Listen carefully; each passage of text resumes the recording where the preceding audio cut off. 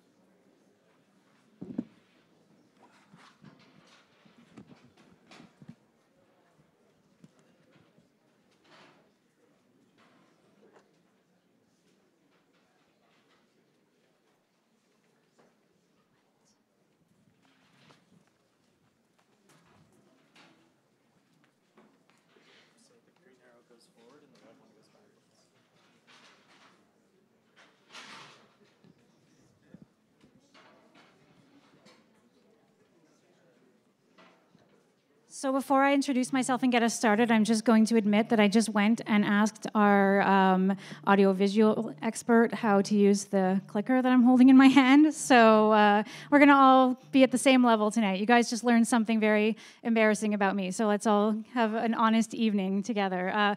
I'm Mira Schenker. I'm on the public engagement team at Waterfront Toronto. I want to officially welcome everyone here tonight and thank you so much for taking the time, especially on a beautiful summer night, to come and talk to us and give us your ideas about this very important project. We wouldn't be able to do any of this without the support of our government partners, and I'm very pleased tonight to welcome Ward 30 Councillor Paula Fletcher, MPP Peter Tabuns for Toronto Danforth, MP Julie Dabrusin for Toronto Danforth, and Chris Glover, MPP for Spadina, Fort York. So thank you all for being here with us tonight. And actually, would love to ask Councillor Fletcher if she would come up and get us started. Thank you so much, Mira. It's so fantastic to see so many people out on this great night and to witness and be part of the transformation of the waterfront east of the Don River. It is truly amazing and exciting, and I realized when I saw reviewed the presentation earlier that since I was elected, I've been working on this every step of the way. So I'm as excited as you are to see that we are now digging holes, moving bridges, creating roads, building a beautiful, fantastic, world-class 75-acre park that will be so fantastic here in the city of Toronto. There won't be much like it anywhere else in the city of Toronto, and create a whole new city downtown at Villiers Island. So I just want to thank the team at Waterfront Toronto and all of you who have worked on this project for a long time. Just put up your hands if you were on that environmental assessment. We want there, you see the people that have been on this. Thank you very much. Let's thank those people.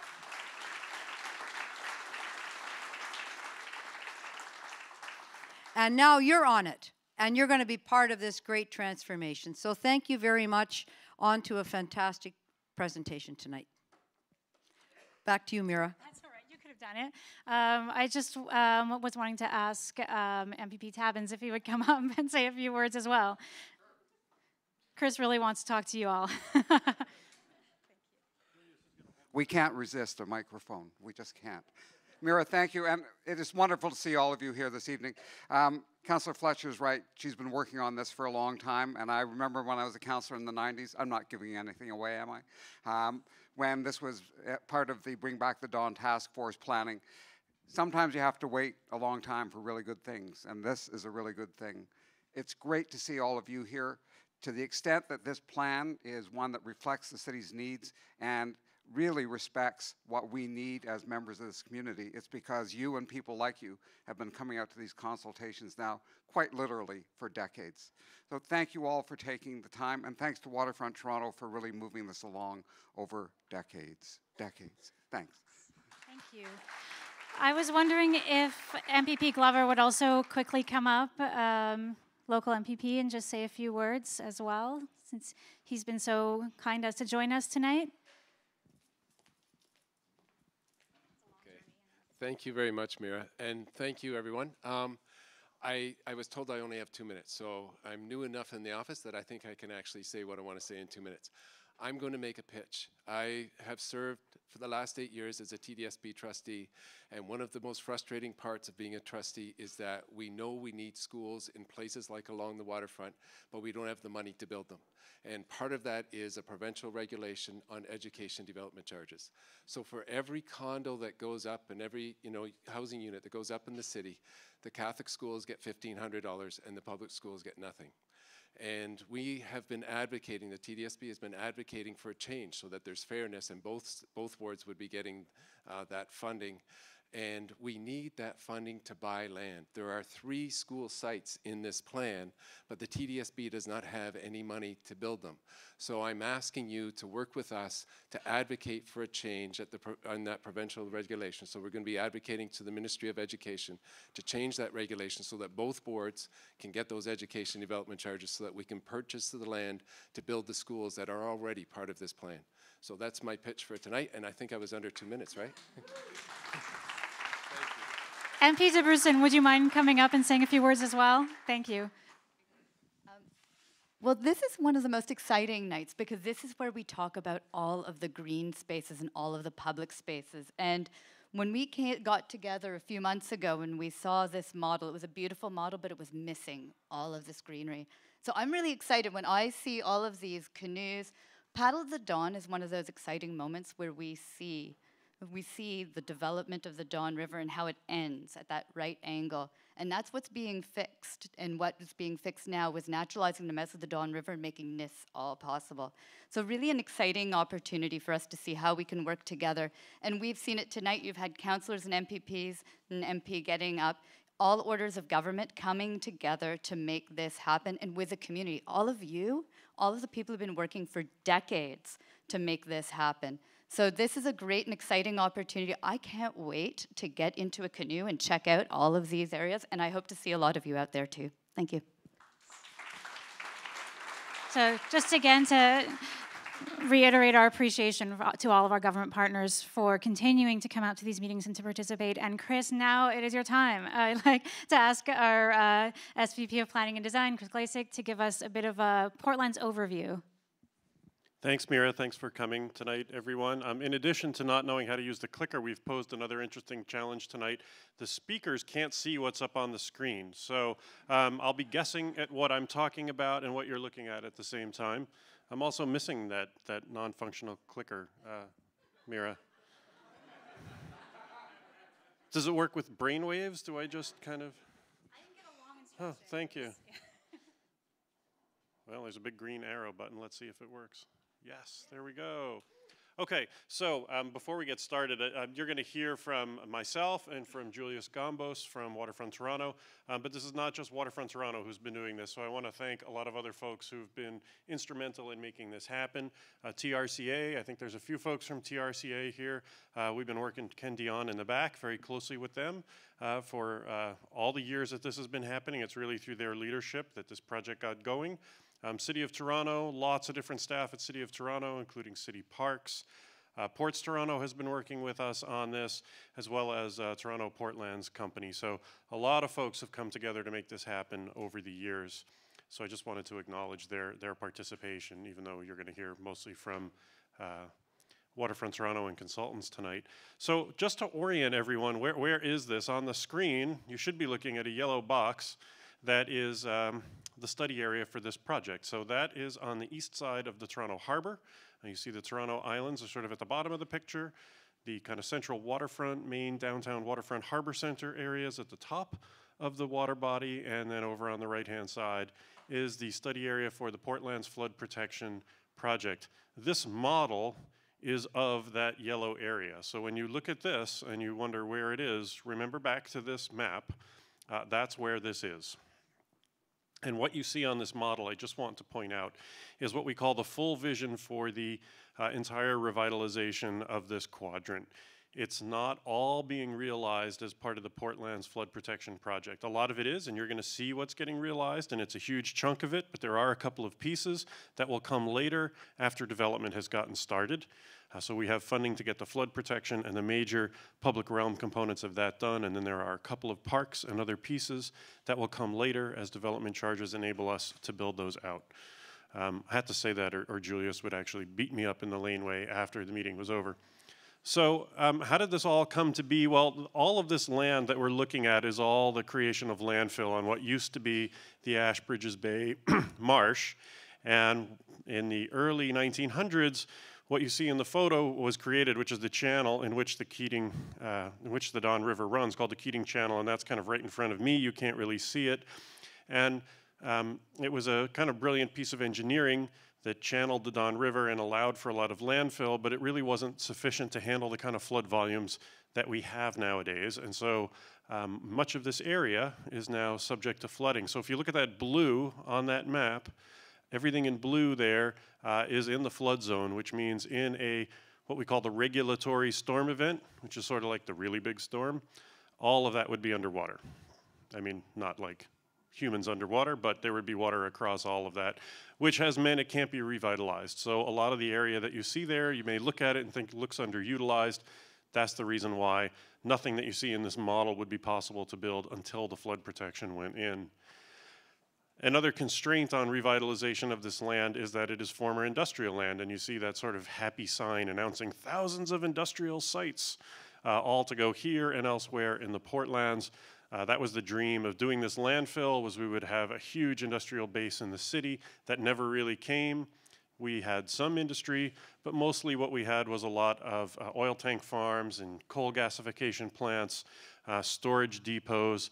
So all of this land has those types of contaminants, which are low-level contaminants. It's not super hazardous stuff, so nothing to be afraid to go out there for, but we can't revitalize it. We can't put residential development there. We can't build parks there until that's all remediated. So a big chunk of the environmental assessment was trying to deal with the flood protection and set the stage for all of the environmental approvals and risk assessments that are happening right now. So what is the project is what I would like to describe now.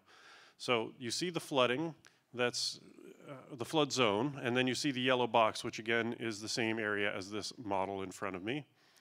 And here you see the overall, what we call the Portlands Flood Protection Project, which consists of kind of 4 major pieces of work, and I'll walk you through those briefly.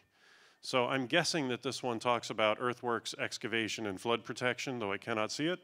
And that is basically the digging of this new river channel, which means not only digging enough for the channel, but digging away the contaminated soil, rebuilding the riverbed, reinforcing this riverbed with river stone where the water will be rushing down in a storm, building it so that it can be planted and naturalized where the water moves more slowly, and creating habitat, which is another component of the project.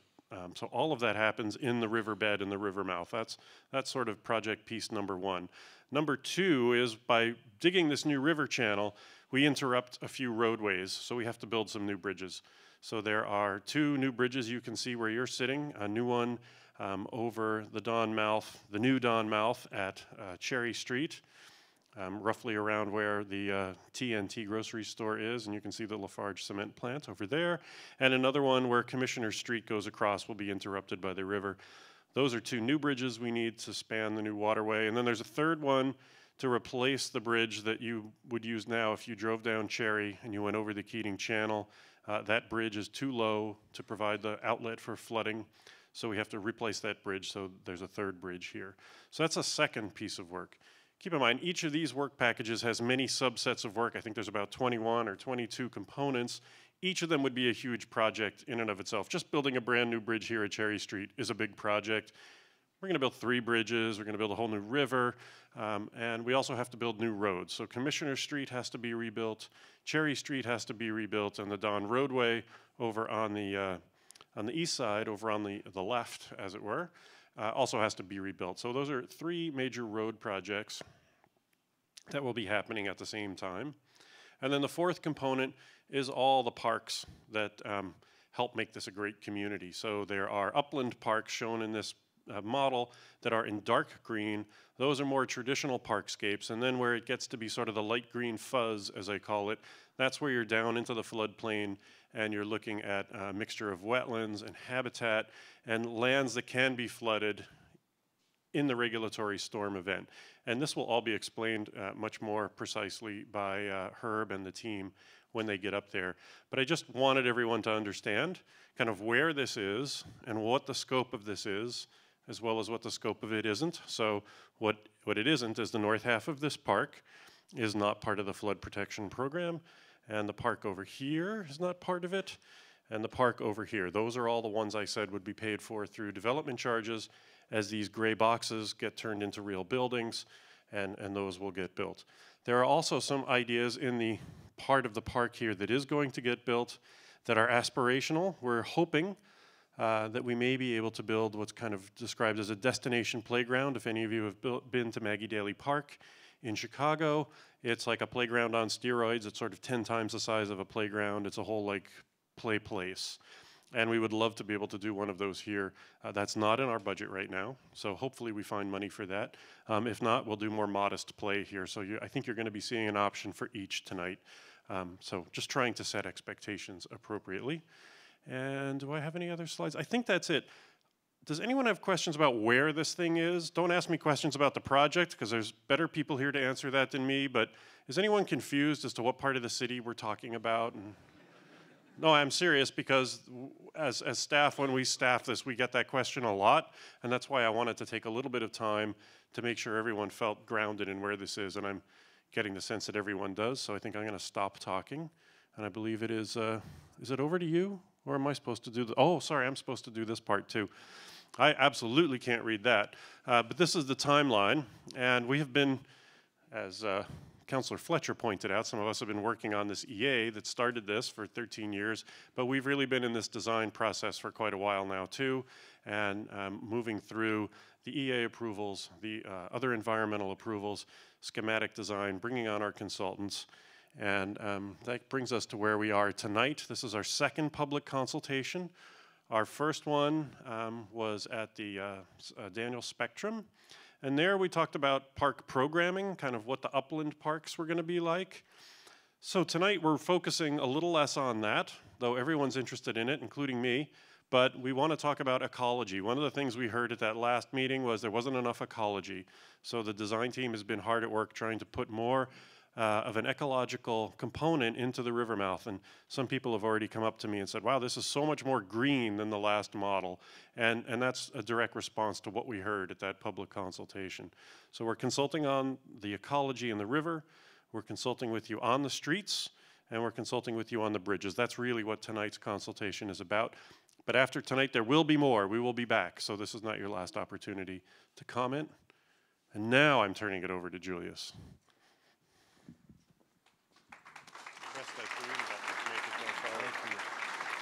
Thank you, Chris. Now I'll check my eyesight. There's a little tiny screen at the back, so maybe I can figure out what's going on. So thank you for the introductions, and thank you all for coming out tonight. This is an exciting time, and the project continues and is moving forward aggressively. With that, we're going to go through some photographic images now of some of the work that's already underway. So we started work in 2017 on the Keating Channel infill program, which is at the far end of what will be Villiers Island. This is extending the Keating Channel to the west and creating fish habitat, which is part of the program now, and revetments and structure to deal with the outflow as one of the outflows of 3 that will be built to support flood protection ultimately. So with that, we've brought in shiploads of rock initially, and this has been placed in the form that you see here on the model. And then we are taking excavated clean material from the city and beginning to fill in around the S-Rock Quay. It works. We're using a combination of stone buried and placed into the water. Then we are also putting in sheet piling, which is a steel structure to stabilize ground conditions, and this is where the new Cherry Street Bridge will be run through. So there's a new structure in place for that. That structure is already being framed up as well.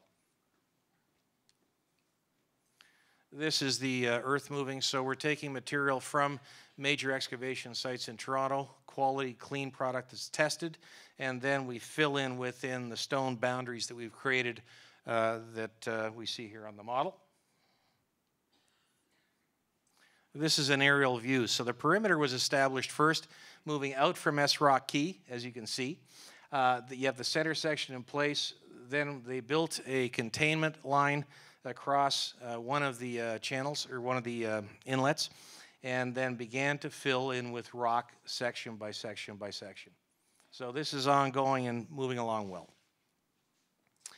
From a schedule standpoint, this is the very simple version. The actual schedule is many, many pages and thousands of lines. In the simplest of terms, though, we are underway. So the actual river construction project started the first week of July at the corner of Cherry Street and Commissioners. We've started to block off that site. We're beginning to look at clearing, removing some asphalt. There will be tree clearing once nesting season is done for the birds, and we will then begin excavating the first meter and a half of cut across the broader river area, which I'll show in a map in a bit.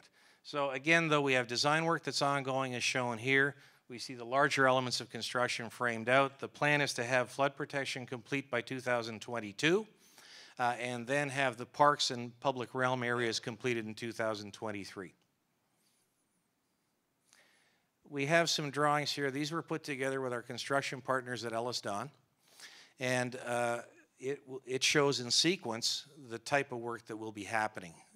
So as we're starting now, and we have dates tied back to this activity, we've begun in Area 1 to do the excavation, clearing, and this will be ongoing. We are also going to be staging to the north of Commissioners. We've seen some clearing happening in that area.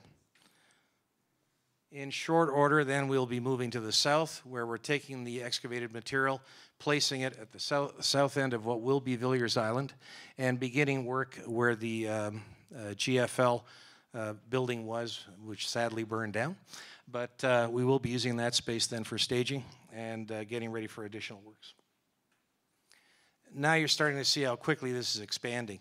So you can see this area at the west end of the island is fully engaged in 2019. The river area at the west end is now being excavated deeper. We are moving then towards the east, prepping areas there for construction. So this type of sequence continues and continues to expand as we move towards a larger area that shows the profiles that were shown by Chris in the boundary areas that were defined. So this is now in 2019, towards the end of the year, and this is where Commissioners, for example, gets removed. That road, for example, is being raised approximately 2 meters. So as we do this work, Chris talked about the bridges being replaced. The roads are being replaced because they're generally being raised. Grades, on average, are up between 1 and 2 meters across the entire area. And within that raising of the grades, particularly following the river pattern, there are clay cores that are to be established within the structures surrounding the river to stabilize the ground. We're looking at a cement injection structure underneath the river itself to stabilize the ground as we do the construction. This process reduces the amount of environmental work that we need to do. It makes for a cleaner process, less excavation. It's drier work to be done. We think it's a good, efficient way to get this work done. A lot of research went into how we do things. And with that technical overview, I'm going to pass it on to our team from MVVA. And I'm not sure what happened there with the images. Good luck. Thank you, Julius. All right, so we'll give that Okay, we back on in the back as well? All right. So let me make sure I understand how to forward this. Great. So I think the first thing I just wanted to lead off with is we have been working on this project for quite some time as well, and we have it's a pretty significant undertaking. The scale you can see by the enormity of the model itself. And at this point, we probably have 20-some consultants that have all been heavily involved in the project, as well as a very large design team at MVVA, many of whom are here tonight, that had to help assemble this model, because that is no small feat in itself. So we just wanted to recognize those individuals. But what we're here to touch on tonight would be MVVA will talk about the parks and the river components. As Chris noted, we will be discussing a lot about the ecology and focusing on the river. But we will also walk you through some of the bike and pedestrian circulation, as well as the different programming related to park, upland, moving into the river, focused mostly on what's happening down below top of bank. In addition, the Roads and Municipal Infrastructure team, led by WSP and DTAH, will be touching on the Cherry Street, Commissioner Street, and the Don roadway scope. And then for the bridges component, Intuitive, who's partnered with Crimshaw, will be talking through Cherry Street South Bridge, as well as Cherry Street North, the Commissioner's Bridge, and the Lakeshore Bridges.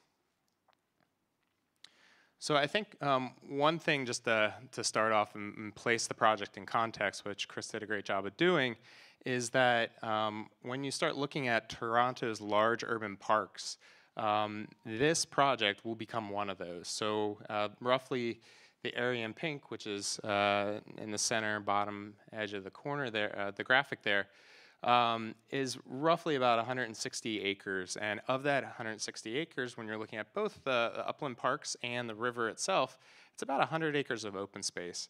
And when we started thinking about some of those other large urban parks, one of the big aspects, important features of that would be the relationship to water. And that is one of the drivers of the project, as we all know. The competition-winning scheme about 10 years ago was focused on bringing the Don Valley back to the city. The thinking there was that there's this intersection of the systems of the regional Don Valley open space, the Greenway, with the collection of waterfront spaces that follow the edge of the city along the harbor. And this site has an amazing opportunity to be that intersection and be a landmark park system. One of the big moves with the scheme, though, was that we had to address flood protection, and in doing so, we added a second moment of discharge for the river, and that's that meander in the center of the graphic, the new naturalized mouth for the river. At the same time, keeping the Keating Channel, and then providing for an overflow through a spillway that goes out into the ship channel that we'll talk about further in subsequent slides. So we met with you all, some of you, back about February, and that was kind of the kickstart to this next phase of detailed design that we've been working to engage the public for many years ago at this point. And the fundamental challenge hasn't changed. So it's really that we have to provide a coherent and integrated solution for flood control, first and foremost. There is the requirements related to naturalization that is driven by the environmental assessment that others have talked to. And then I think one of the biggest challenges is taking those two components that we have to provide and then create placemaking. So how they all come together and create the vibrant neighborhoods and open space that everyone is looking forward to. So within the last 9 months or so, we've received a lot of feedback from stakeholder groups, from the public consultation meeting that we had last, the design review panel for the City of Toronto. And one of the common themes that we got back was that the river system, the naturalized river, should be the identity for this new park system. And that it is a component that can kind of catalyze the entire project.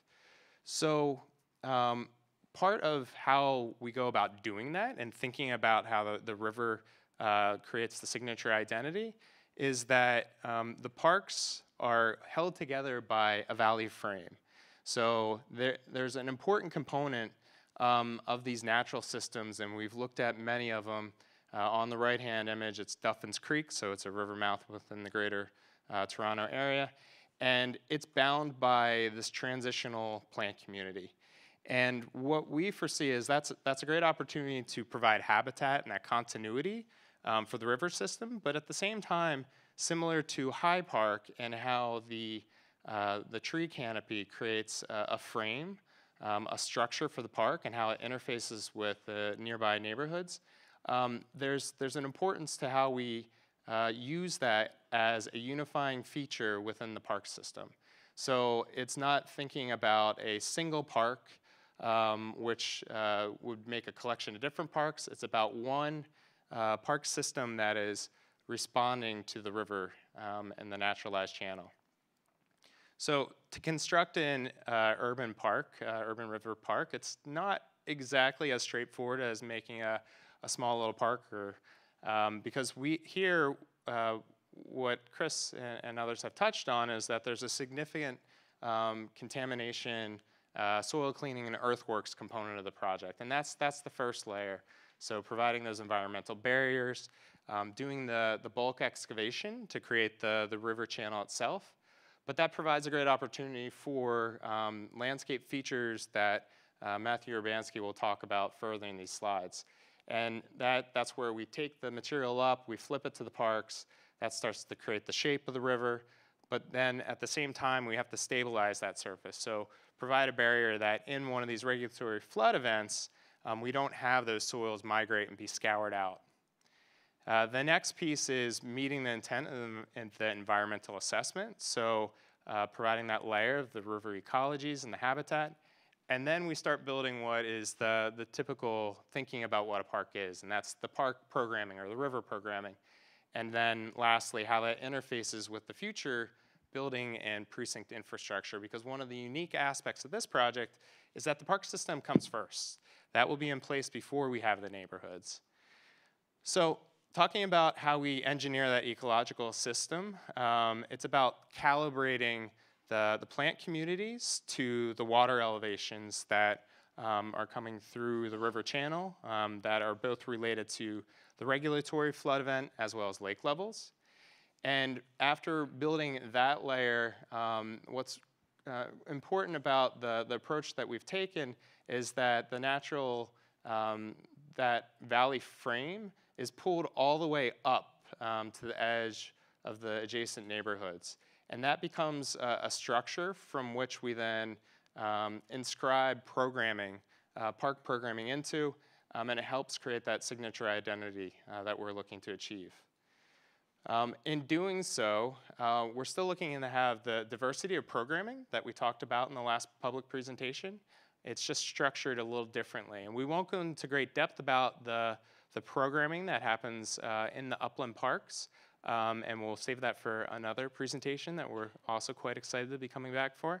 But it's still there, and that includes the areas of the higher intensity of uses, such as in the full vision, we've been considering, for example, the Keating Channel at the top side of this image, the yellow area, and how the program that's anticipated there relative to more of an urban promenade condition where you have the dock walls are still remaining, there's there may be retail and restaurants and cafes, and more of an urban sense to it. And as you move out towards Promontory Park, that becomes the real destination programming for the park system.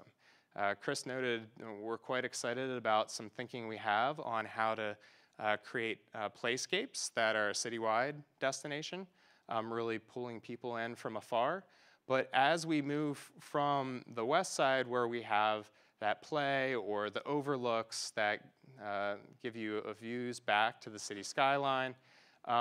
We work our way along the river channel, and that intensity starts to lessen. So some of the programming is more directly related to passive lawns or nature play, or we're excited about in the area in orange that is along Commissioner Street would be a big picnic terrace that we would envision people coming in off of light rail transit, doing barbecuing, making a whole day event about being in the park system. And then as you work your way down to the Don Greenway, that's where you're really fully immersed in nature, and the programming is much less. So thinking about programming, it's not just what happens at top of bank, but in the full vision, it's what's down and below. So opportunities to engage the water, from fishing to canoeing and kayaking. And in the end, it's a park for the people. So as much as it is about the habitat that we're looking to achieve and the infrastructure and the soil remediation that has to be dealt with, it's thinking about a cohesive park system that is for everyone. So one of the detail areas I do want to touch on is pedestrian and bicycle circulation. It's certainly a very important component system of this project. And one of the aspects that you'll see in some subsequent slides is that we've made a really strong effort to reconnecting the Lower Don Trail, which starts to the north of this model here, so up where Mira is, and making a connection that pulls bicyclists back into the River Valley Park system. So the diagram that's up on the screen now, that red line that starts up at the top right-hand corner at Lakeshore Boulevard is where we'll pick up with the Don Valley Trail to the north. The bike trail will be up at street elevation for the first section where we have a dock wall, and then it will drop down into the park system, be reconnected back with the water's edge before moving down through River Valley Park South along Polson Street, where it rejoins with the park Upland. But we've thought about grade separation and how to avoid conflicts as much as possible with those bike paths. So where we're in the larger, more open areas of the River Valley Park, we're able to keep separation from pedestrian paths just by distance and vegetation. And once we get into the tighter, more intimate areas of the park, we use grade as separation.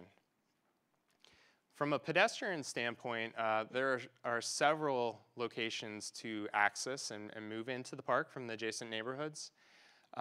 And one of those that we think is going to be quite important would be this moment where you come in off of Munition Street off of Commissioners. So the intersection of New Munitions and Commissioners, which is about right here in this model. And that's a moment where we're able to cross over the LRT tracks. It's a signalized intersection, and it's going to open up and afford you this wonderful view of the multiple layers of the ecology of the park.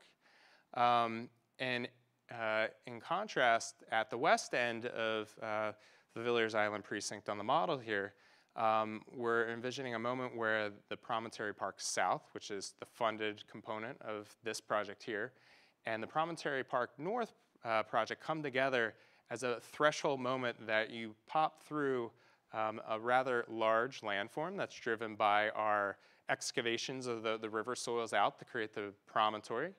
And you're released out to the view of the skyline and out to the water's edge. And thinking about the path system through the entire park, that where we have, I guess, a higher density or intensity of usage, such as Promontory Park, there may be quite a bit more paths to address the scale and the amount of people moving through there. But as we work our way through the more naturalized section of the park system, the paths start to open up more and provide more generous and contiguous areas of habitat. As I noted, getting to the water's edge is a very important part of this project. So there are several moments that users can drop down and get right down to the water, which is represented with this diagram here. And then at the same time, providing many opportunities for water access. So for paddling, canoeing, and kayaking. The black triangles on this diagram are several of the proposed launch points into the river, as well as the harbor and the Keating Channel. And a great opportunity that we have here is that by adding this new river mouth, we're able to create about a 2-mile water loop. So you can drop in from any of these launches, which some of the symbols here describe opportunities that we're hoping that we can have similar to a bike share, a kayak share, where you go and you swipe your credit card and they open up a locker and you put your stuff in, grab your gear and a paddle, and then take your canoe or kayak out for a lap during lunch and head back to the office or the end of the day. So we're thinking as many opportunities that we can to provide infrastructure to get people down to the water's edge. We're really excited about doing that. And with that, to talk a little bit more about what happens in the water and at the edge, I'm going to let Matt Urbanski talk about the ecological systems.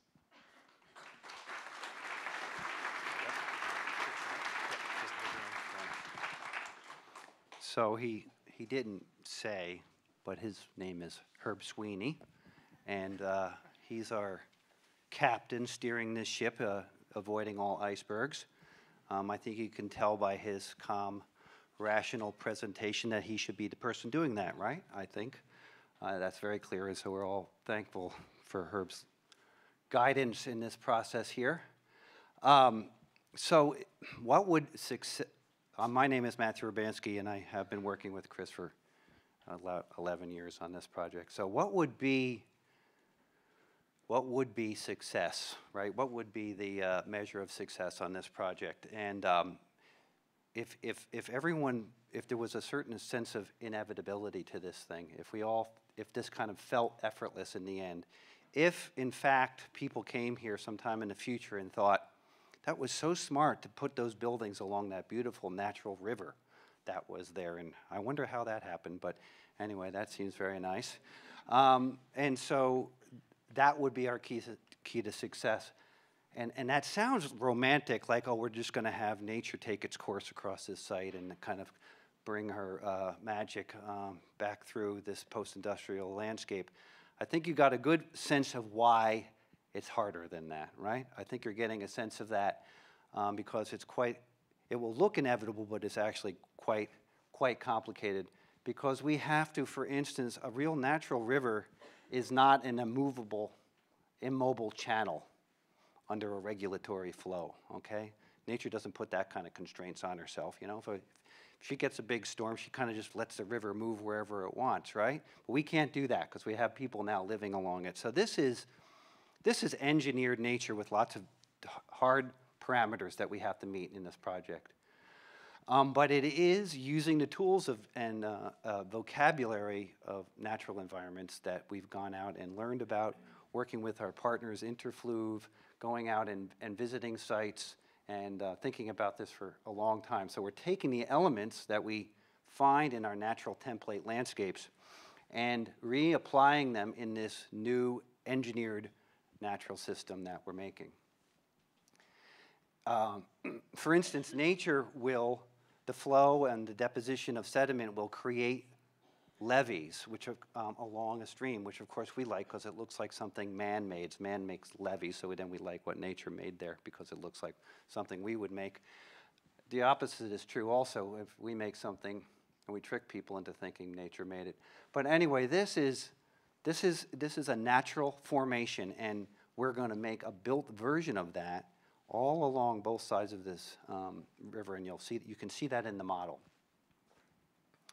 And here's our vision of how the constructed levee would be made and how you would be able to walk out to it. This element in the foreground is a fish gate, which controls carp getting into wetlands that parallel the stream and controls their access so they don't destroy those wetlands. Of course, we have this engineering for resilience in terms of flow.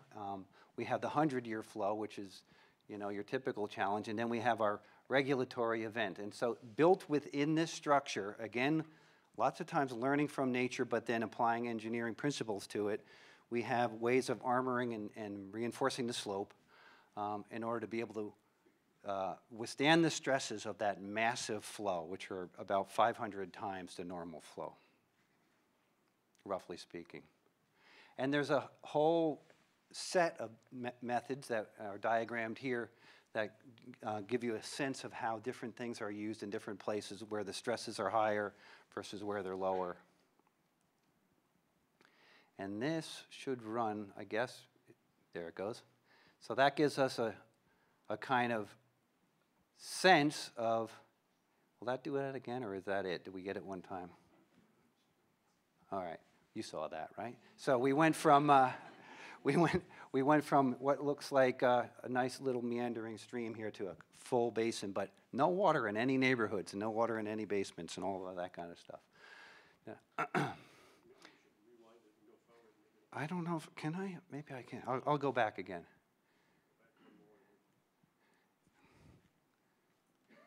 Okay, let's see what happens.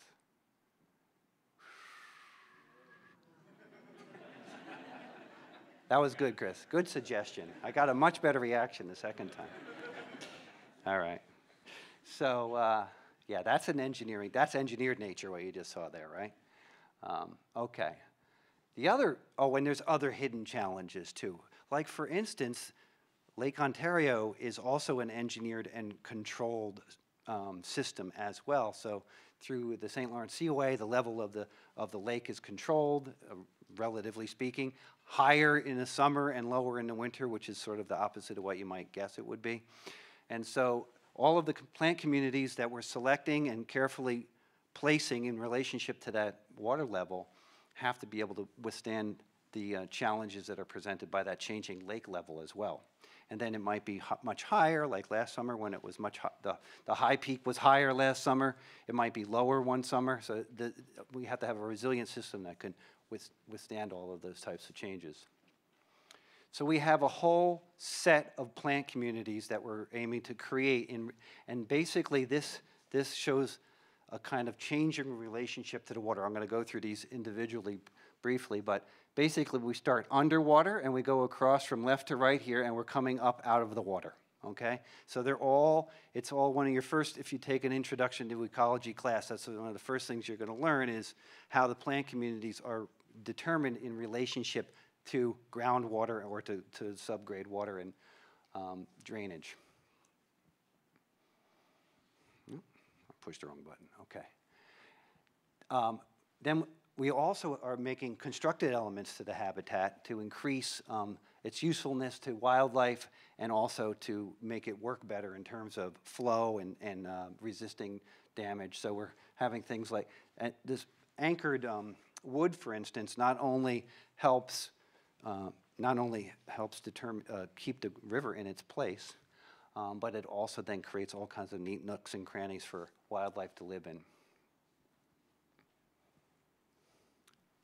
So this is a map just showing all of the different plant ecology habitats and communities that we want to make within the river valley itself, just kind of mapping that all out. So I'll just kind of go now from the bottom up, right? So we'll start underwater. And so some of the elements, these are some of the species that we're looking for in creating these habitats. And then, for instance, all kinds of detail things we're thinking about, even though we're at a very large scale. So we're thinking about the gravel and whether it's the appropriate thing for spawning. Those roots that are sticking into the water there are part of that engineered bank that becomes a place for fish to hide and breed and things like that. The underwater plants are part of this. So that's the aquatic plants. And then we have submergent, so plants that are kind of coming in the water, but primarily in the water. I have it sounds like I have live bird backup here, right? That's good.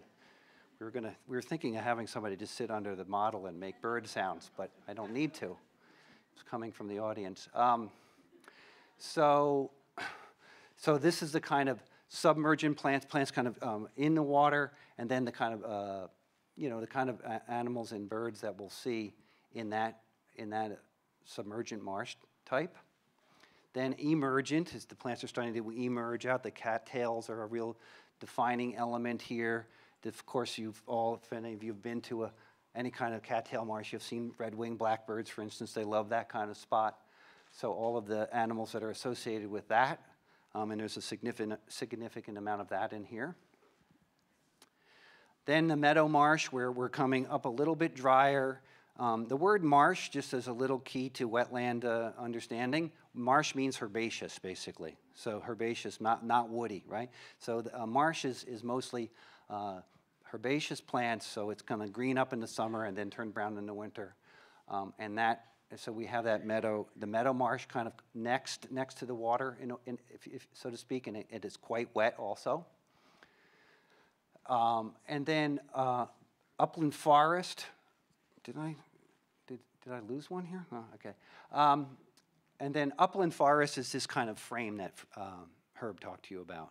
So we're coming up into the dry, and it's the transition into the kind of more regularly occupied park on the upland area. This is where we see our chipmunks and our squirrels and those kinds of things. And this is, again, a picture taken from one of the prototype landscapes that we were looking at. So here is a kind of vision of being in one of these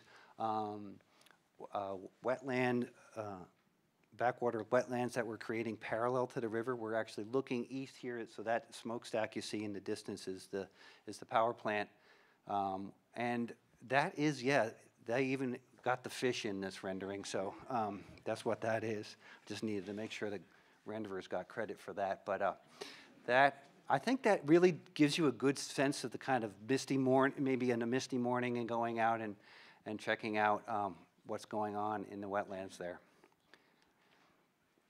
Okay, so now we're going to talk a little bit about the park, Upland Park, and programming there. So this is part of that full vision of coming up out of the river through the upland forests and this whole suite of parks, as Herb already described.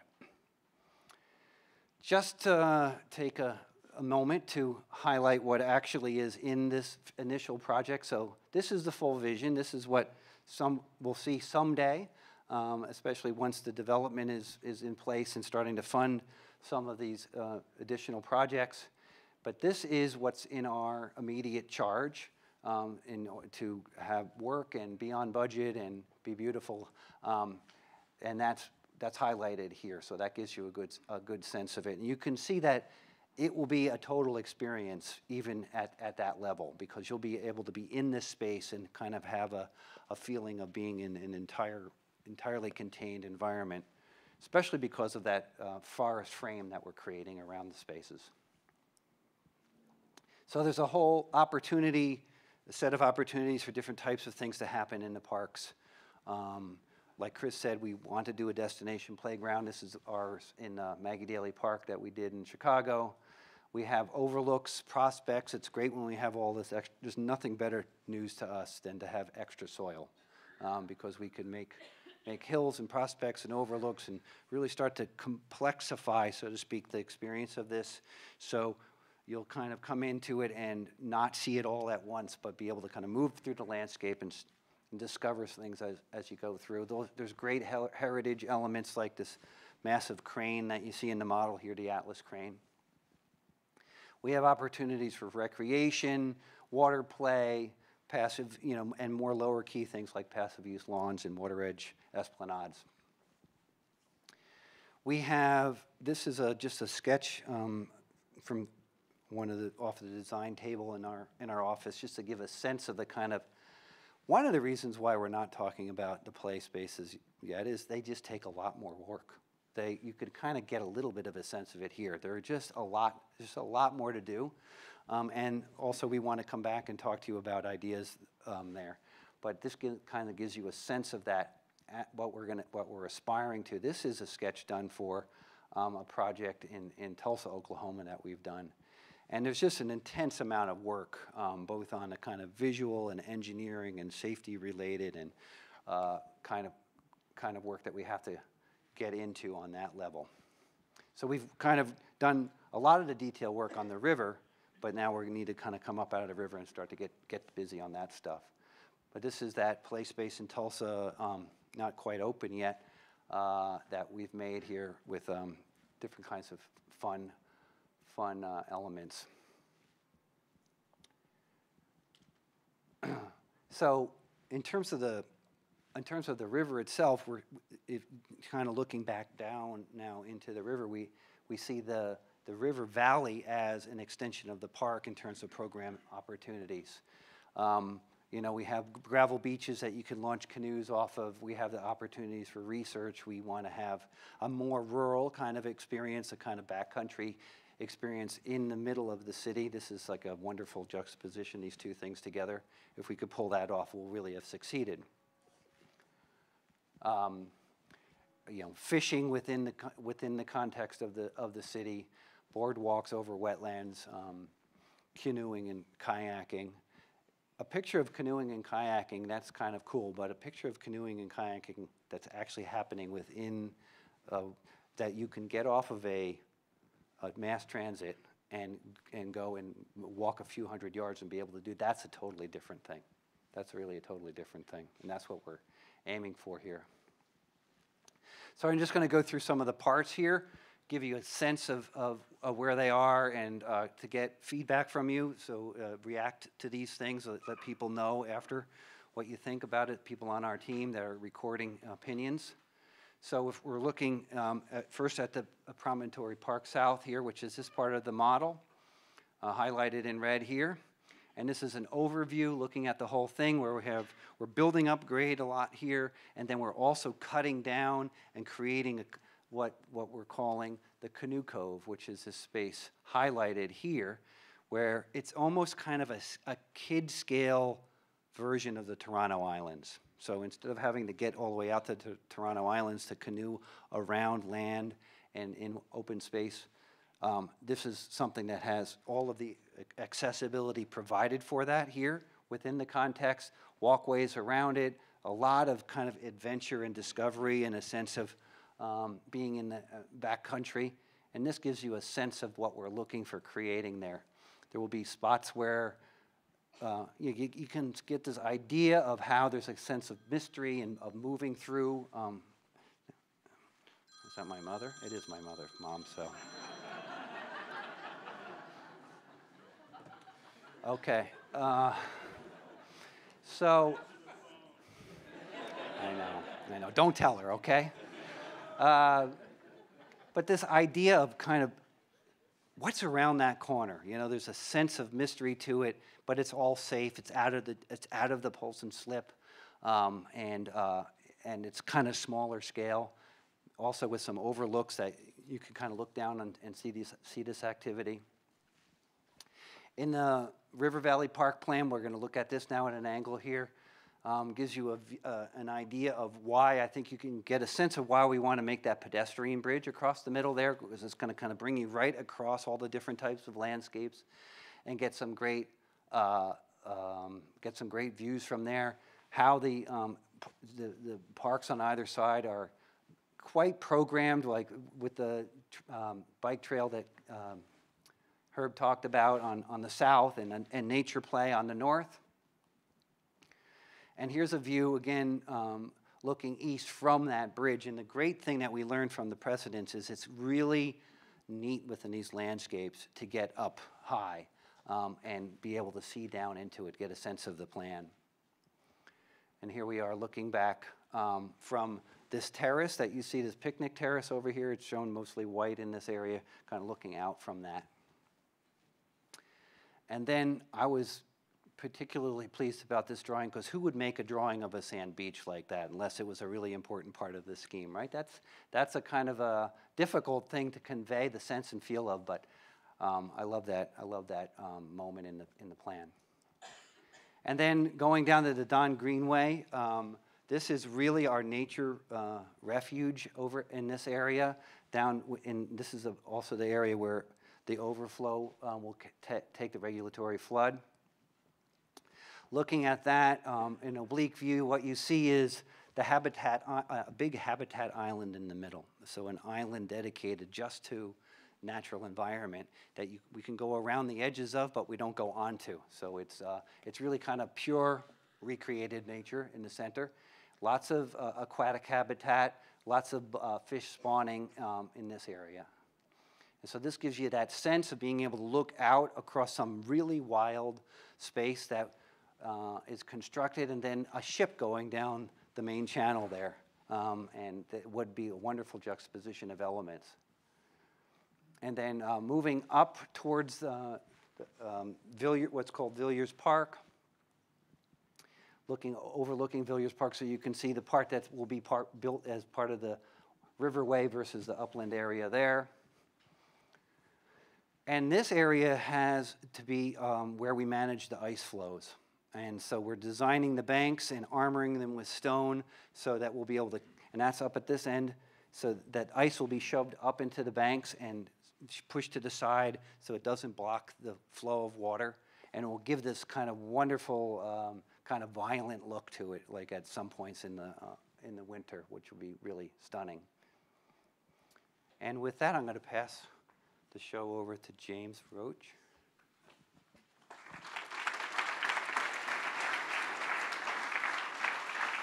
Thank you. All right, thank you. What do I press there? Big green button. Okay. So my name is James Roche. I'm a partner at DTAH, and we're working together with WSP on the design of the roads in the public realm for the Portlands. And this is the first time this has been presented to the public.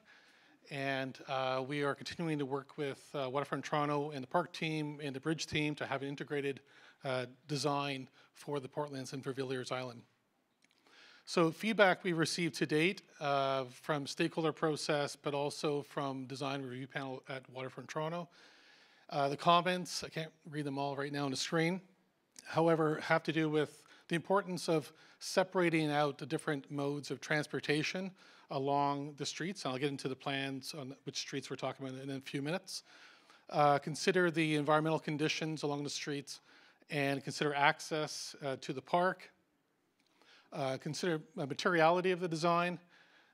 Consider how the park could spill into the public realm for the precinct, and how we could distribute planting in a more kind of creative way rather than a typical kind of streetscape, and to ensure that pedestrians are brought to the forefront in addition to the vehiculars and cyclists.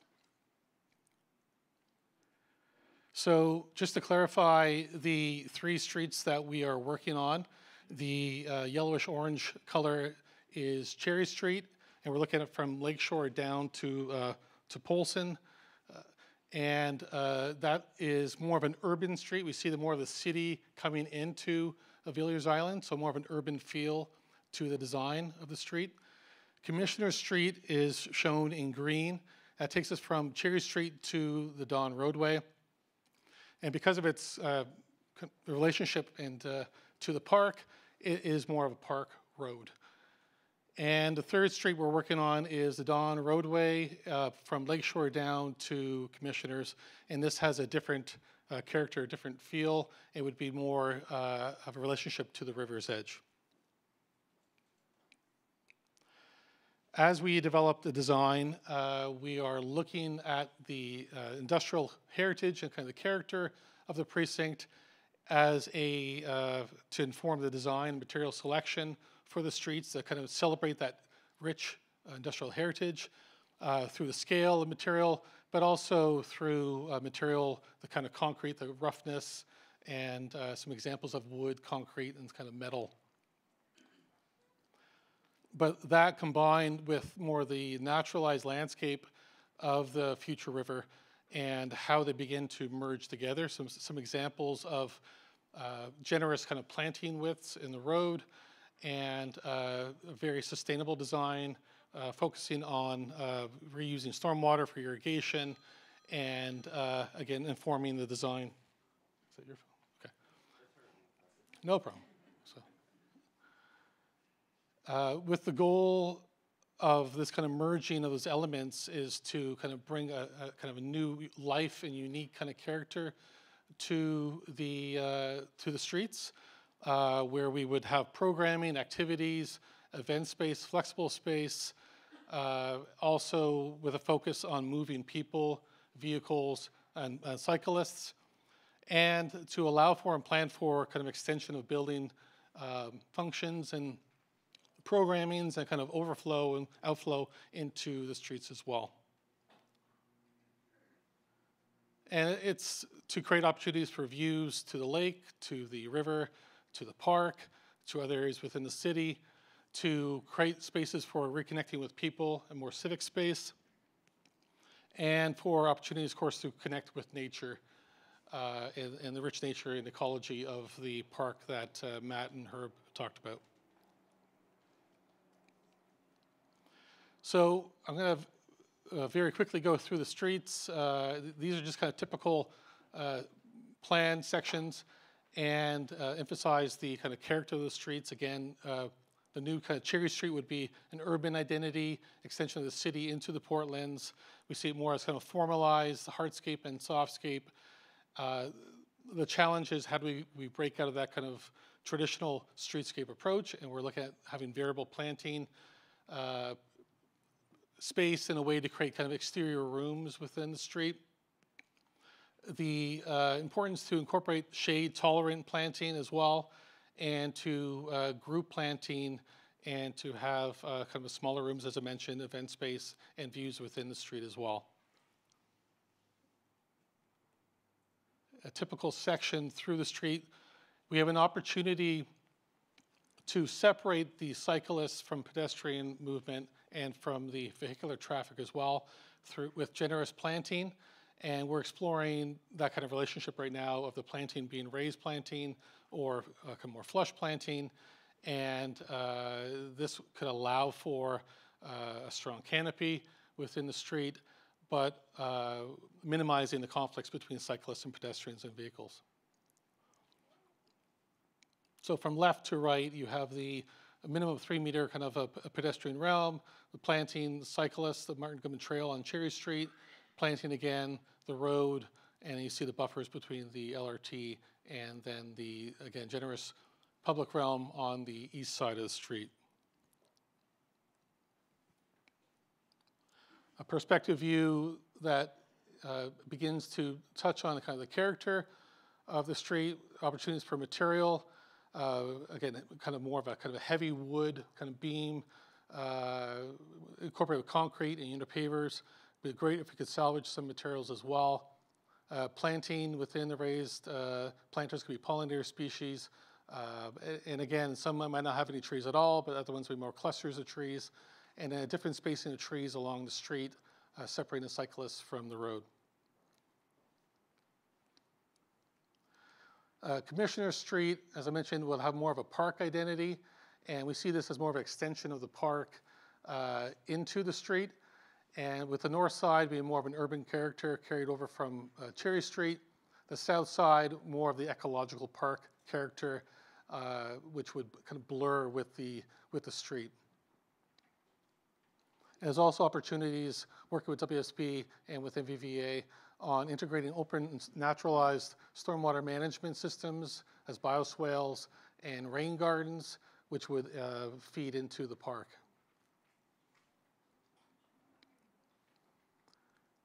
And again, just building on, again, generous planting on the north side and looking at opportunities to have generous planting on the south side as well, with kind of the canopy extending across the south side of the street. A perspective view on the south side of Commissioners to kind of give you the feel of being immersed in the kind of canopy of the street. So it's not a hard edge on the south side of the right-of-way within the park beginning. It's more that blurred park condition. And we're exploring opportunities of using different materials in the ground plane and possibility of using more pervious material, potentially in the LRT or other locations on the south side.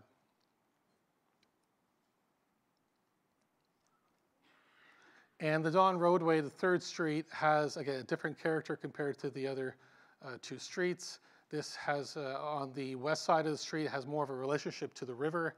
And on the east side, it's a bit of a different animal, which is defined by the existing infrastructure, Hydro 1 towers, which is a bit of a challenge, but also an opportunity for possible interesting design.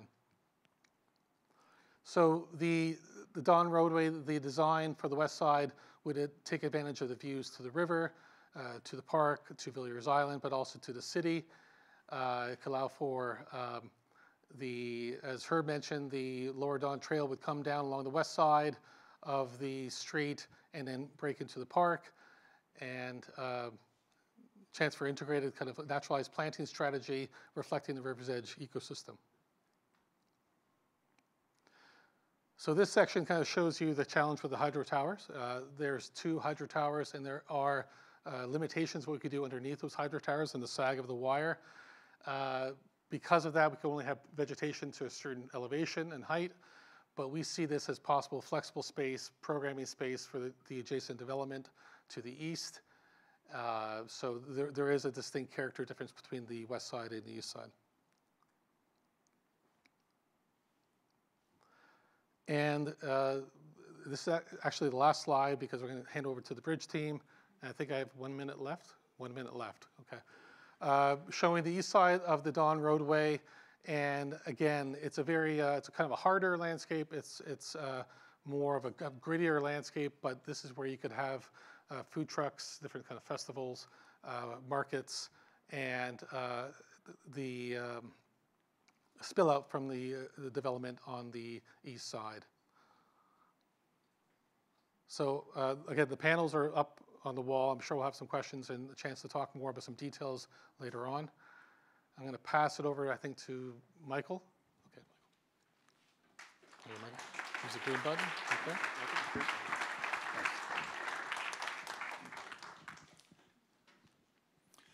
Good evening. I'm Mike Meschino with Intuitive, and I'm going to give you some information about the most exciting part of the project is the bridges.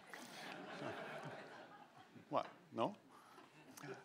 So we've had feedback from a number of groups as well, and I won't go through all of that, but the main gist of it was that structurally, the bridges were to really reflect the behavior, the structural behavior. The form should really show how the bridges are actually working structurally. Architecturally, these are to be, very significant bridges, iconic bridges for the city. The hope is that these will become features that are well known in Toronto. And also very important is that the experience of the pedestrians and the cyclists and how they relate across the bridges and to the parks, very important as well. So those are sort of the three main criteria that we used in the developing of the bridge designs. As Chris mentioned, there's 3 sites. Cherry Street to the north over Keating Channel. We'll have an LRT bridge and a road bridge. And then to the south on Cherry Street over the New Don River, there'll be a road bridge which is currently funded. And we're planning for a future LRT bridge, which right now is not currently funded part of the project. And then at Commissioner Street, where it crosses the Don River, also there'll be an LRT bridge, which is again a future component, not funded just yet. And there'll be a road bridge which will be implemented. So what we tried to do is to design bridges that reflected really the character of what this community is going to be. So it'll be a high-tech, more modern type of community. And we wanted the bridges to reflect that nature. And also the parks, as I mentioned. But we also were asked to design bridges that relate to each other. So we tried to have all of the designs of the same flavor, and we call a family of bridges. So a little bit about Cherry North. So this is a single span bridge spanning across Keating Channel and one of the pathways, which is to the south of Keating Channel. It's about 55-meter span. And if you look in plan, this bridge will have three road lanes. It'll be 1 traffic lane in each direction and room for a left turn lane heading north along Cherry Street. The LRT bridge will have a single lane in each direction. But also what you'll see, what's important is outside of the main shell structure, there's a cantilevered section. And that is where, on Cherry North, that's where we'll have the bikes. So they'll be fully separated from the traffic. And as well, the pedestrians will walk along there. They'll be able to stop, look out over Keating Channel, and spend some time just looking back at views of the city. Just an axonometric view of the 2 bridges side by side. It shows a little bit of the relationship of the bridges and how you move from the bridges down into the parks and back up again. And in cross-section, this shows a little bit more clearly. You can see the 3 lanes of traffic which within the shell of the bridge, And then cantilevering outside of that, you have the room for the bikes. This is now to the west. And then outside of that, room for the sidewalk. And then on the LRT bridge will be a similar type of concept. There'll be a cantilevered section just for a sidewalk. And just a rendering of what this is currently looking like. At Cherry South. So here at Cherry South, again, the LRT bridge is not currently funded, but as far as the road bridge goes, we have here, we actually have only 2 road lanes, one in each direction. The third lane you see there is for the bikes. So at Cherry South, we've actually moved the bikes inside of the shell, and I'll show you in the cross section why. It's a structural reason why we have that. But then you have the pedestrians on the outside, and you can see the expanded shape of the cantilever. That will provide a lookout, again, for people to see, experience the park system and the water. Again, just another axonometric view of how they look together. And again, in cross-section, here you can see a little bit more clearly when you look at the space inside the shell, if we had just the 2 road lanes and a very long cantilever outside, structurally it was too demanding for the structure. So we moved the bikes inside to create a more favorable structural system and with a smaller cantilever. But the intention is that within that shell of the structure, there will be a barrier to separate, again, the bike traffic from the road traffic. And a rendering of what this is looking like as it crosses the river. And Commissioners Street. So Commissioners, again, same thing, the LRT is the future. We have on the road system, we have 3 lanes, 2 lanes, 1 lane in each direction of traffic and a turn lane where you turn onto the Dawn roadway. And again, what we'll be building initially are cantilevers to both the north and the south sides that will house unidirectional bike traffic and a sidewalk on each side of the bridge. A view of how they look together, including the future LRT bridge, and a rendering of how this bridge will look as it's inside the park system. And the last thing I wanted to mention was at these lookouts where we've created these cantilevers, these balconies in a way, for people to stop and enjoy the park system, enjoy the views. We're looking at what we can do, what kind of amenities we can put into that area, whether it be seating, shade, things of that nature. So we're just in the process of starting to look at that, and if people have any comments on that, we'd certainly appreciate receiving your comments. And I think this is it. Oh, should I turn over to you, Mary?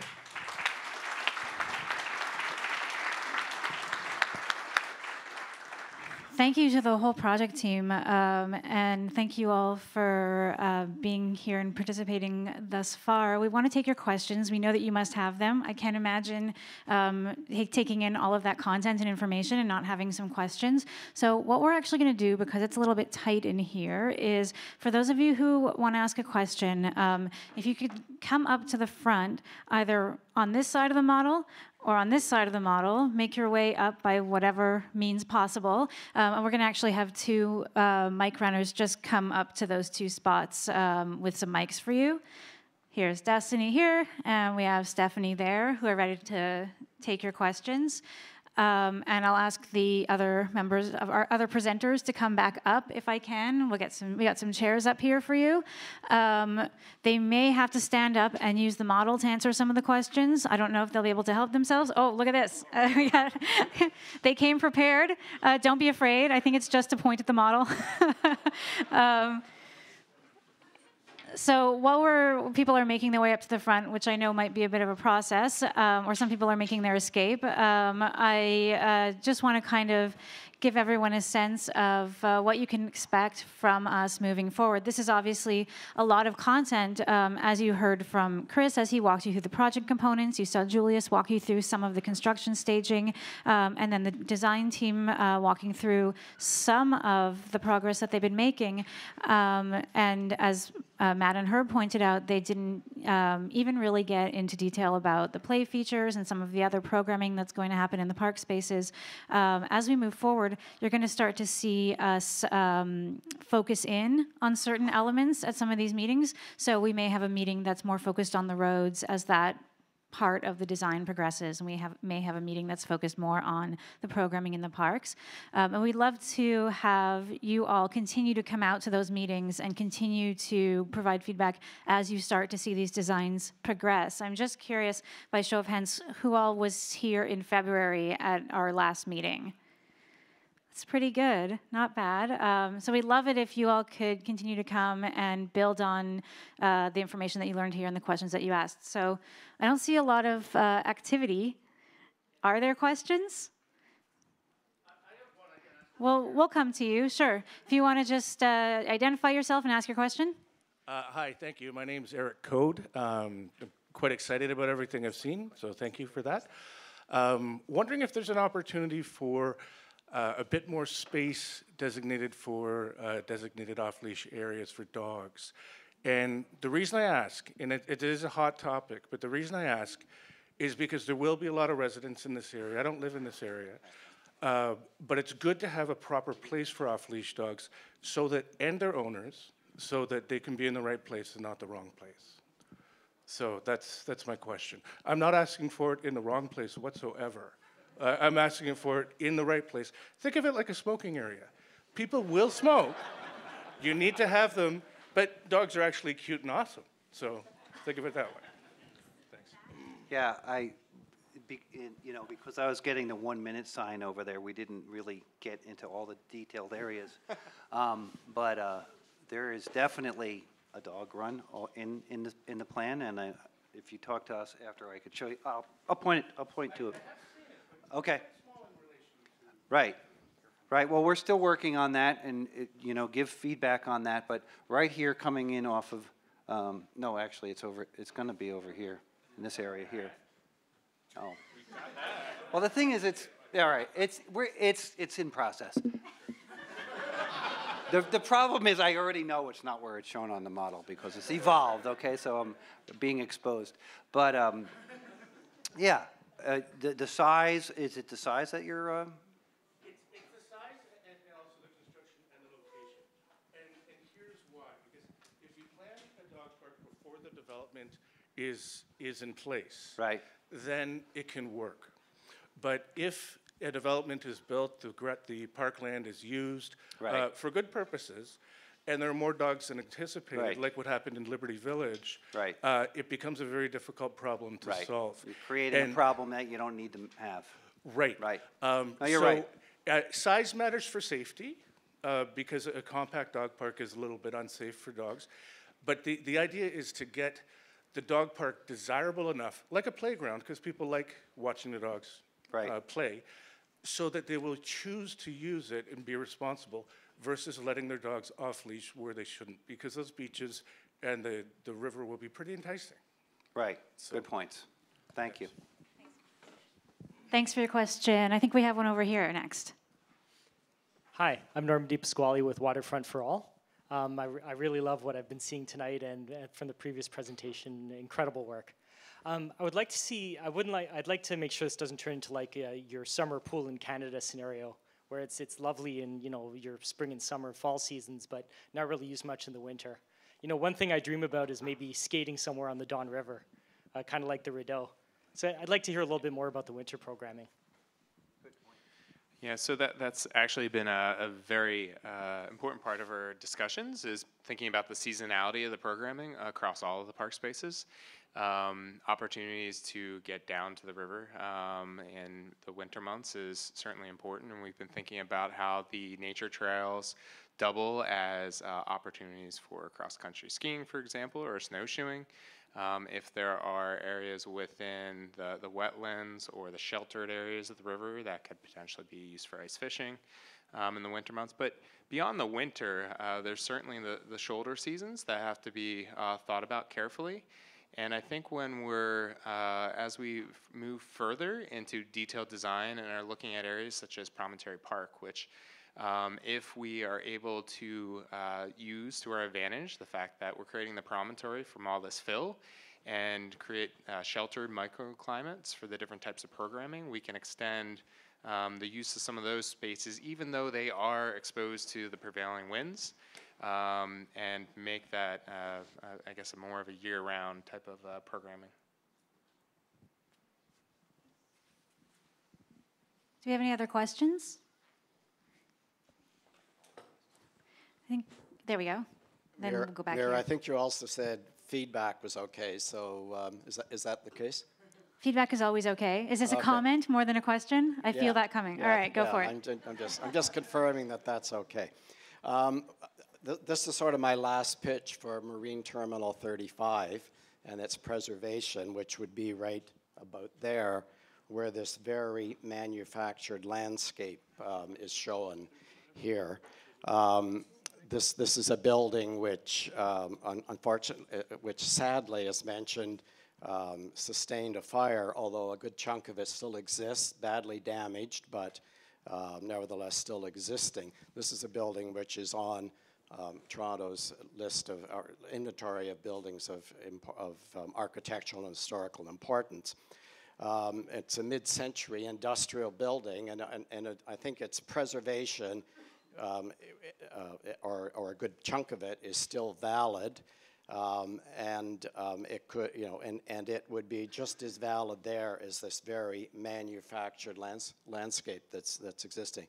It was interesting that it was mentioned it's sadly burned, because right from the beginning, my sense is that Waterfront Toronto and their consultants have been hostile to preserving it. And so so in some ways, from that point of view, it might actually be a good thing that it burned, or most of it burned, from that point of view. So so I think it was mentioned as well that indoors, that use of the park in the winter it would be a valid pursuit, and indoor space in the winter adjacent to the park would be useful. Just one more point. 2 more points. It's been mentioned a number of times that with all this water, there's no thought really about how people could come down here and swim somewhere near the waterfront. And in fact, keeping a piece of that building might in fact, married with the idea of having a swimming pool down here, might actually be something to pursue as well. And just one other thing, I think it was Mr. Roche who mentioned that even things like hydro towers over on the other side present design opportunities. An old mid-century industrial structure adjacent to a park, I think, would also present design opportunities. So, Herb, I believe you have some thoughts on that. Sure.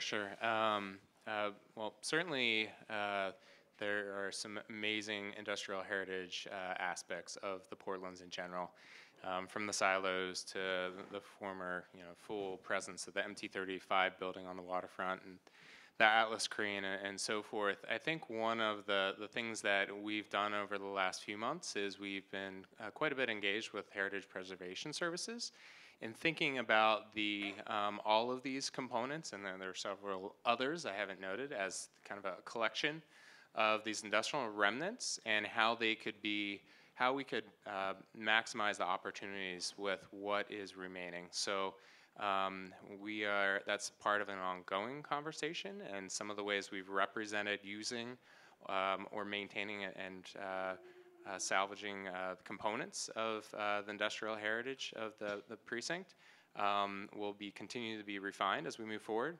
And we'll be looking forward to continuing to engage the stakeholder groups and others in working through that process with HPS.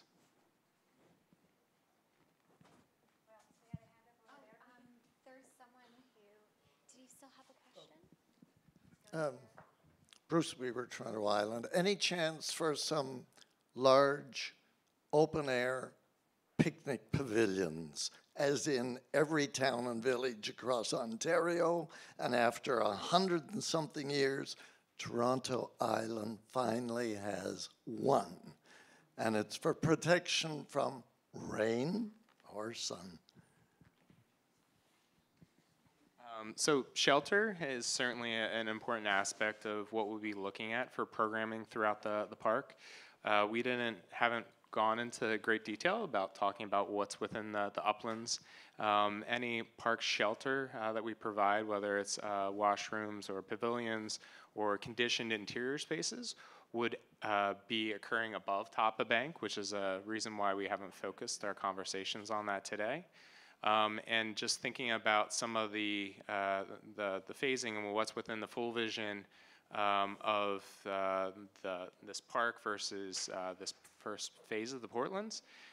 Some of those pavilions that we have shown in the model, for example, in Villiers Park right in front of me, or over in Promontory Park South, are not part of that first phase, but we have certainly been engaging the Parks Department as well as others that would have an interest in that piece on thinking through making sure we have, for example, utility connections and servicing to support those buildings when they come along in future phases. Yeah.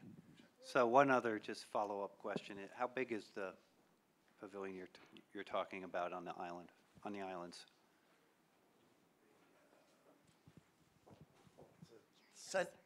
It's at Center Island, across from the old grandstand, and it would be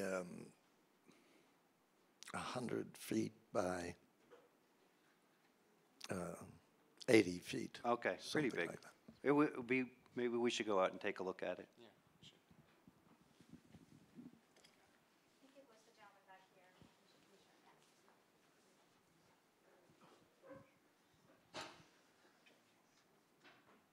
So yeah, I have a couple questions.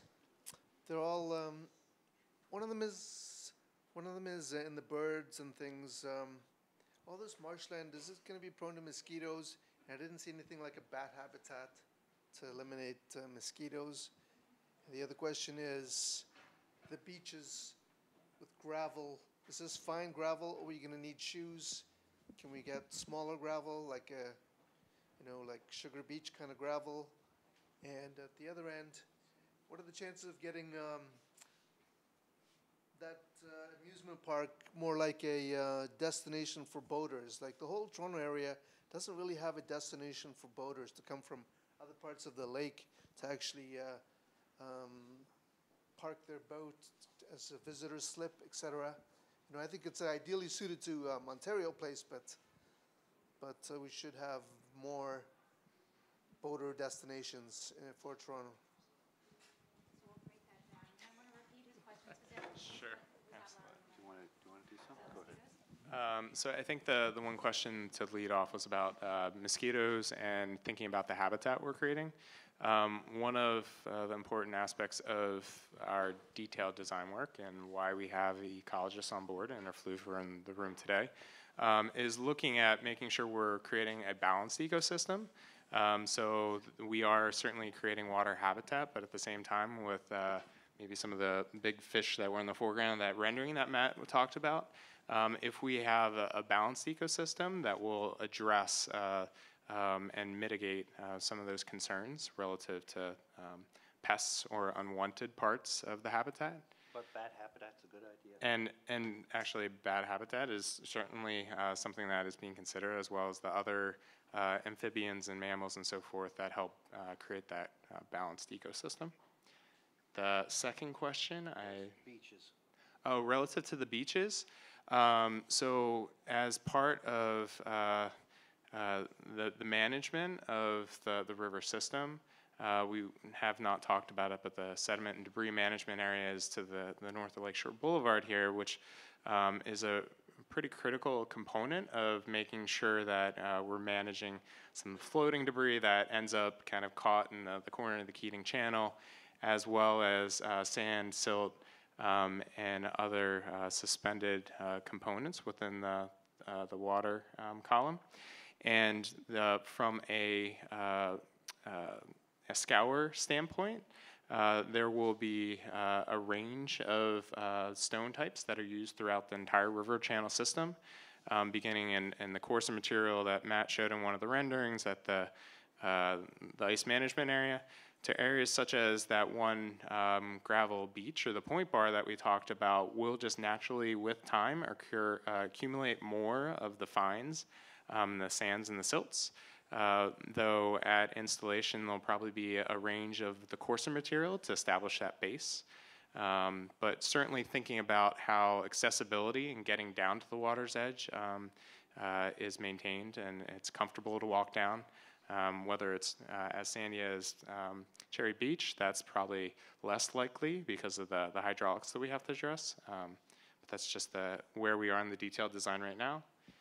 And then I think for the last question regarding watercraft, I mean, Chris, is that something that you could speak to? From a planning perspective and watercraft? It's a very good question on boating. I'd say that, that hasn't been the idea. What you're talking about hasn't really been the focus of the planning for this. The Don River is really being seen for kind of, canoe kayak type craft. I think for a larger type of boating marina, if that's kind of what you're talking about, we probably need to think about some other areas on the waterfront.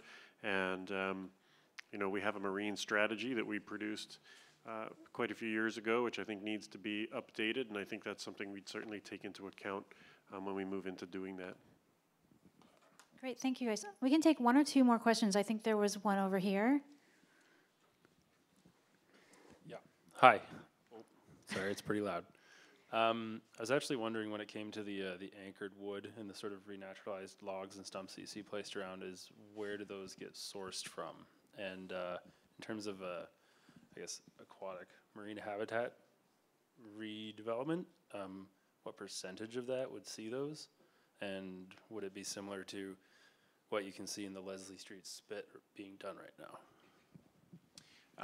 So the Leslie Street spit is a great example of wood habitat and how we're thinking about using it across the project. There's certainly a range of conditions that will be installing that, whether it's the Leslie Street example of having stumps just kind of protruding out of the water surface itself, to more of a crib wall stacking of the wood below the surface to create the range of aquatic habitats. It will not be used everywhere across the river channel. There are moments where we have higher scour, such as along the outside of the big meander, which we will need to use to help retain some of address some of the erosion that could potentially occur there. In areas that are just naturally vegetated, that are held by the sedges and the grasses and the reeds and so forth. And then I think you had a question about sourcing. That's one of the activities we're actually currently engaged with relative to the Cherry Street Lakefill project, because there is some aquatic habitat being built right now, as Julius noted. So as we continue to work through that process, we'll have a better understanding of where that wood is coming from. Great, thanks. So we can take one last question. I think there's a hand up back there, Destiny. Hi, I'm Tom Strickland. I think this is a great plan. It's going to bring a lot more people into that area. They aren't all going to come by LRT or cycling. What are your plans for accommodating more cars in an aesthetically pleasing way? Or what is the idea? Because surely there will be lots more people driving into this area and need to do something with the cars. Is it outside the area? Is it something unique being done in that built-up area in the middle there, or what? So there's been a traffic and transportation plan done as part of the municipal Class EA for servicing the area, and we've made some assumptions about mode split, so how many people will take transit, how many people will bike, how many people will walk. And I can't remember exactly what the mode split is anymore, but they're still expecting a number of a decent percentage of people to come by car, just less than in the rest of the city. So all the road network pieces have been designed to accommodate that anticipated volume of cars, and parking is always an issue. And I think, as is the case with many other buildings in Toronto, there will be parking provided in the base of the buildings. I think what we would like to do once we have our transit is see if we can justify a lower parking ratio for this neighborhood, because if there are more people coming by transit, we would need less parking. But we certainly expect there's going to be people coming by car to some percentage to come and use the parks, and there'll be parking facilities for them, presumably in the bases of those buildings that provide parking. Thanks. So thank you everyone for your questions. If you're the type that doesn't love to stand up and ask questions at the mic in front of everyone, please don't hesitate to come up now. We're still here till 9 o'clock, and talk with the team around the model. Check out the model if you haven't had a chance and wanted to, or participate in any of the stations around the room and outside on the patio, where we're still really interested in hearing what you have to say and getting your feedback on some of what you've seen and heard tonight. Thanks so much.